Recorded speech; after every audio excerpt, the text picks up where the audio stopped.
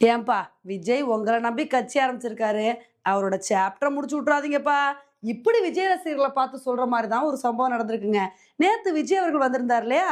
அந்த விஷயத்தை cover பண்றதுக்காண்டி NDTV news reporter, அதுவும் சீனியர் ரிப்போர்ட்டரான சாம் டேனியல் வந்து அந்த இடத்துக்கு வந்து பேசிட்டு இருந்தாருங்க.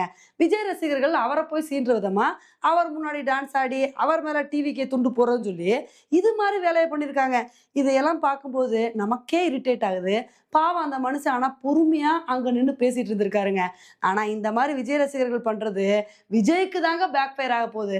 ஏன்னா இந்த மாதிரி ஏன் வந்து கவர் பண்றாங்க? விஜய் அவர்கள் பேசுறத நேஷனல் லெவல்ல கொண்டு போகணும் அப்படின்னு தானே வந்து இந்த மாதிரிலாம் கவர் பண்றாங்க. அப்படிலாம் இருக்கும்போது விஜய் ரசிகர்கள் இப்படிலாம் சேட்டை பண்ணாங்க அப்படின்னா, நேஷனல் லெவல்ல என்னப்பா விஜய் ரசிகர்கள் இப்படி பண்றாங்க அப்படின்னு சொல்லிட்டு தேவையில்லாம தப்பா ப்ரொஜெக்ட் ஆகாது. அதனால இனிமேலாவது விஜய் ரசிகர்கள் வாழை சூட்டிட்டு இருந்தா பரவாயில்லங்க.